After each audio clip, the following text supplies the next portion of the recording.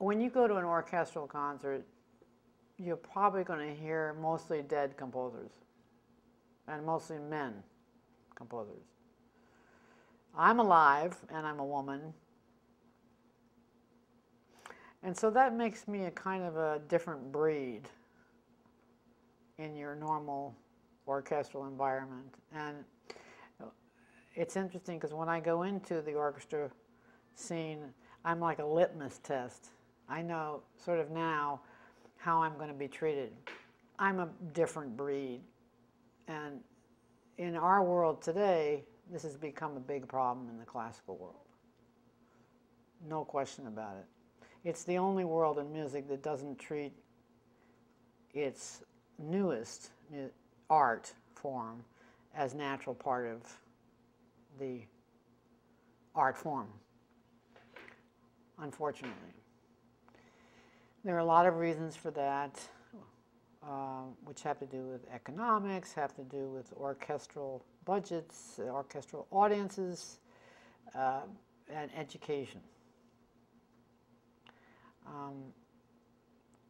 I think it's incredibly important for the living composer to be forward, front, and center in the orchestral world, because it reminds us that it's a living art form, and that Beethoven once was alive, and he was challenged and criticized and condemned and praised, and that's good for the art form because it makes people think about what they're hearing.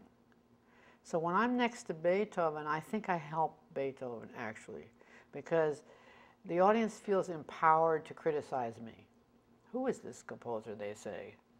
What, oh, we're going to hear this horrible new piece today? I just came here to hear my beloved Beethoven. But my piece makes them sit up and criticize.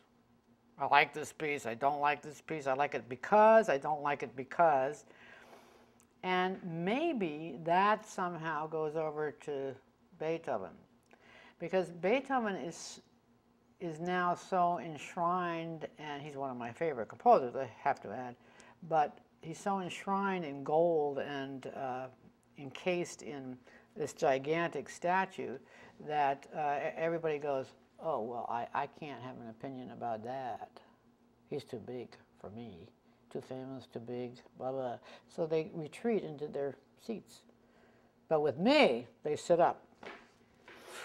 That's too loud. 4 cowbells, that's way too much noise. You know, and I like that. And I finally learned to appreciate that after all these years hanging around these many worlds of music, the orchestra world being one of them. It's an important thing for me to be there, and every other living composer to be there. Why is the pop world so healthy, and why is the classical world being challenged? In the pop world, the songwriter and the player are usually the same person. So you've got the creator and the recreator all in the same band. Not in the classical world. In the classical world, we have the players over here, and we have the composers over here. Usually the players are they go up in the conservatories, they play in the orchestras, and the composers go to the universities and become scholars. It's not a healthy situation. It wasn't that way in the 19th century at all. See, I think that having a split musical structure with performers over here and composers over here has created a certain rigidity of thinking on both sides of the fence. And so, for example, when I had my 60th birthday, I asked 5 of my performer friends to write pieces for the occasion. And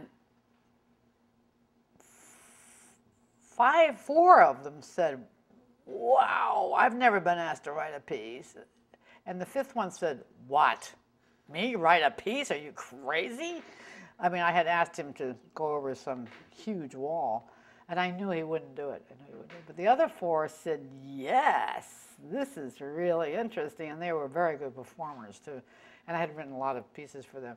So they were played at the 60th birthday concert, and they started actually after, I gave them a year. I gave them a whole year. About a month into it, one of them calls me up, Joan, I can't do this. This is too hard. And I said, oh, it's just a birthday thing. You know, it's just a little birthday thing. She kept calling me every 2 months. Joan, why are you making me do this? This is getting harder and harder and harder. And I said, it's just a birthday thing. It's just a birthday thing. I kept trying to make it very casual. Well, to make a long story short, they all came in with these pieces, which they took very seriously and played the holy bejesus out of them because they were really good performers. And they all had some kind of voice of their own because they were also good musicians.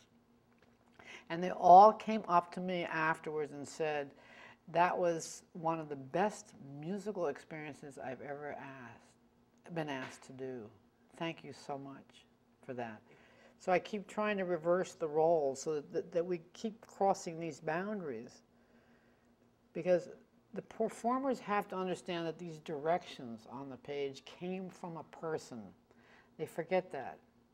Because usually the person is dead and they can't ask them anything.